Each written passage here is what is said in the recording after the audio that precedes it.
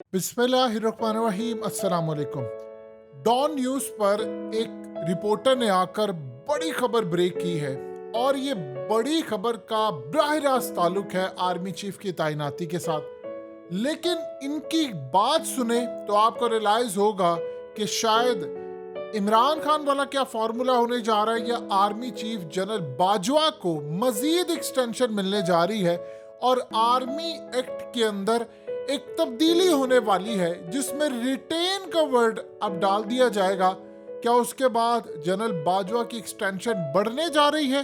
और इसके लिए आपको 2/3 अक्सरियत की जरूरत बिल्कुल भी नहीं है। ये क्या सूरत हाल होने जा रही है? सबसे पहले आप इस बंदे का क्लिप सुनिए, फिर आपको बताते हैं कि क्या एक्सटेंशन होने जा रही है या जनरल आसिम मुनीर को आर्मी चीफ बनाया जा रहा है या जनरल साहिर शमशाद आ रहे हैं। ये क्या होने जा रहा है, ये जरा सुनिएगा। एक्सक्लूसिव खबर है हमारे पास। अब ये जो आर्मी एक्ट में तरमीम का दोबारा से या एक तरमीम है, तो जरा इसकी तफसीलात बताएं कि ये है क्या और क्या हुकूमत का इरादा क्या है, क्या करने जा रही है। आदिल, इसमें ये है कि हुकूमत ने जो काबीना की कमेटी बराए कानून साजी है जिसे CCLC कहा जाता है, उसमें ये जो तरामीम है आर्मी एक्ट के अंदर जो तरामीम है 1952 का जो एक्ट है उसमें तरामीम जो है वो तजवीज़ की हैं और ये काबीना की एक सब कमेटी होती है। उसके बाद जो है वो काबीना में ये चीज़ जाती है और उसके बाद ज़ाहिर पार्लियामान में ये चीज़ें जाएंगी। लेकिन जो तरामीम है वो काफी उसमें तरामीम है आर्मी के हवाले से, लेकिन जो सबसे इंटरेस्टिंग है मौजूदा हालात को देखते हुए वो आर्मी चीफ की रीअपॉइंटमेंट या एक्सटेंशन या इस हवाले से है।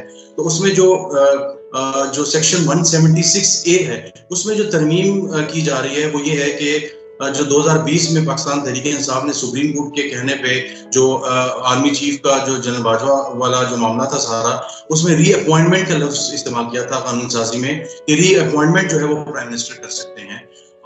अब जो है उस लफ्ज को जो मुजव्विज़ा तरमीम है उसमें जो रीअपॉइंटमेंट का लफ्ज है यानी जो दोबारा तैनाती का लफ्ज है उसको रिटेंशन से यानी बरकरार रखने से रिप्लेस किया जा रहा है। ये एक बहुत बड़ा इम्पोर्टेंट है और अगर हम आर्मी एक्ट को देखें तो उस हवाले से मेरी कुछ कानूनी जो माहिरीन है जो आर्मी के एक्ट को जानते हैं उस हवाले से उन्होंने कहा कि ये मौजूदा हालात में इस जो रिटेंशन का लफ्ज है इसकी बहुत ज्यादा अहमियत है। किस हवाले से अहमियत है, मतलब जरा व्यूअर्स को और लिसनर्स को समझाइएगा कि उसके बाद क्या हो सकता है अगर ये मुजव्विज़ा तरामीम मंजूर हो जाती हैं, तो फिर क्या हुकूमत के पास इख्तियार होगा, वो तो ऑलरेडी है, एक्सटेंशन का बरकरार रखने का, उसका इम्पैक्ट क्या होगा इस अहम तैनाती पर और उस पर? उसमें आदिल ये है कि जो मौजूदा जो कानून साजी इस वक्त यानी जो मौजूदा कानून है उसमें ये होता है कि रीअपॉइंटमेंट में ये था कि अगर आप प्राइम मिनिस्टर अपना इख्तियार इस्तेमाल करते हुए जब उनको समरी आती है तो बाकायदा तौर पे वो समरी को जो है वो रीअपॉइंटमेंट की तरफ जाते हैं, तो उसमें ये है कि वो सारा बाकायदा प्रोसेस होगा, उसकी सदर मंजूरी देगा और ये सारा सिलसिला होगा। लेकिन अब रिटेंशन का लफ्ज जब अप्रूव हो जाएगा बाकायदा तौर पे पार्लियामान से और वो एक्ट का हिस्सा बन जाएगा जो आर्मी एक्ट है उसका, तो उसके बाद ये एक सिंपल एक लाइन प्राइम मिनिस्टर जो है वो नोटिफिकेशन पे लिखेंगे कि जो प्राइम मिनिस्टर ऑफ पाकिस्तान है, he is please to retain army chief for the set period या जो भी वो सरकार, तो एक लाइन होगी, तो उसमें किसी किस्म की दाएं बाएं दूसरी जो चीजें हैं समरी या प्रेसिडेंट से अप्रूवल वगैरह उस तरह की चीजों की जरूरत नहीं होगी। तो इसमें जो सबसे इम्पोर्टेंट जो कैच है वो ये है कि मौजूदा हालात में अगर चाहे प्राइम मिनिस्टर इस कानून साजी की मंजूरी के बाद तो मौजूदा जो आर्मी चीफ है उसको भी इस कानून के तहत वो उससे जो है वो फायदा भी उठा सकते हैं। प्राइम मिनिस्टर अगर चाहे तो अपना प्रेरोगेटिव इस्तेमाल करते हुए अपना जो इस्तेकाक है इस्तेमाल करते हुए इस कानून साजी के बाद वो बाकायदा तौर पे रिटेन कर सकते हैं जो आउटगोइंग जो आर्मी चीफ है। अच्छा, अभी करंट स्टेटस इसका क्या है? ये जो मुजव्विज़ा तरामीम है कहाँ पर मामला इस वक्त है और इसमें कितना टाइम लग सकता है? अगर ये तरामीम मंजूर होती हैं तो उसमें हफ्ता 2 हफ्ते भी लग सकते हैं या ज्यादा टाइम लग सकता है? इसकी भी बड़ी इंटरेस्टिंग बात है कि जो CCLC का इजलास है वो 11 तारीख को होना था, लेकिन फिर उसका इजलास जो है वो मुलतवी कर दिया गया और 11 तारीख का जो मुताबिक पाकिस्तान आर्मी का जो 1952 का एक्ट है उसकी जो है एजेंडा आइटम में वो चीज शामिल थी कि ये तरामीम होंगी। لیکن 11 کو اجلاس نہیں ہو سکا.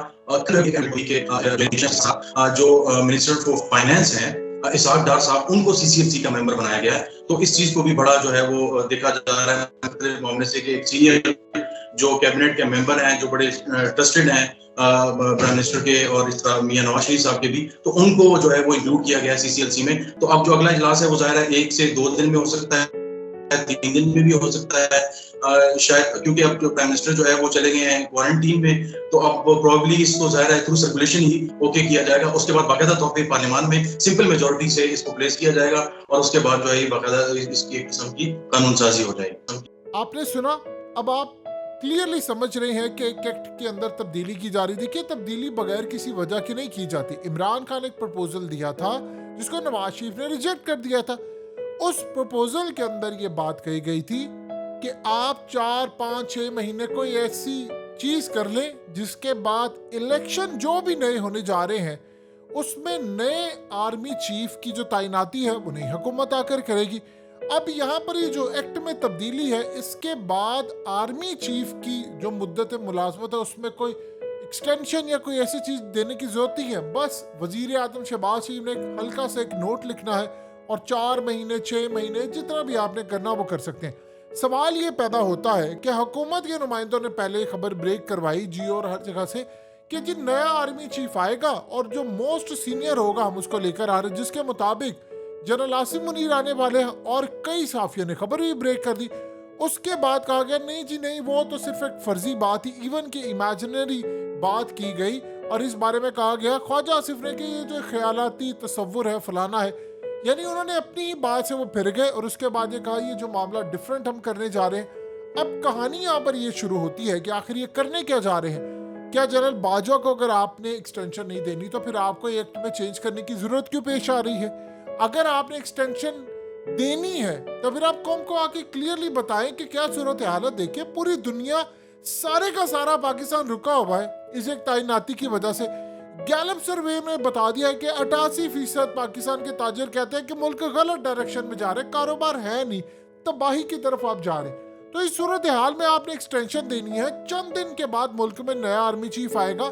یعنی امیجن کر لیں کہ امریکہ کے اندر آرمی چیف کی تعیناتی ہو پتہ ہی نہیں چلتا, چائنا کے اندر نہیں پتہ چلتا, روس کے اندر نہیں پتہ چلتا, UAE, قطر, سعودی عربیہ, ایون کہ فرانس, اٹلی, آپ نام لے لیں, دنیا کے اتنے بڑے ممالک ہیں, لیکن ایون کہ بھارت کے اندر نہیں پتہ چلتا. لیکن پاکستان کی صورتحال بالکل الگ ہے. حکومت کہتی ہے ہم فلانے کو لگائیں گے, وہ کہتے ہیں عمران خان کہہ رہے نیچے ہم نے نہیں لگانے دینا. یعنی قوم کی ڈائریکشن ہی کوئی نہیں ہے, ہمیں پتہ ہی نہیں ہے کہ ملک کس جانب جا رہا ہے اور اس کے بعد کیا صورتحال ہوگی.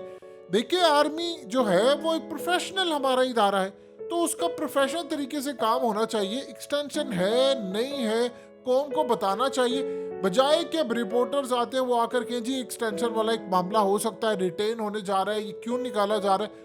ہمیشہ سے ایک کام ہوتا ہے, بھر بھر کر اس قوم سے ٹیکس لیا جاتا ہے, امیروں سے کوئی ٹیکس نہیں. لیکن اس کے بعد جب بات آتی ہے کہ ملک کے اندر صورتحال کیا ہوگی تو قوم کو پتہ ہی نہیں ہوتا کہ پاکستانیوں کے ساتھ ہو کیا رہا ہے. صرف وہی بات کہ 2 نمبر ہاتھ ہو رہا ہے.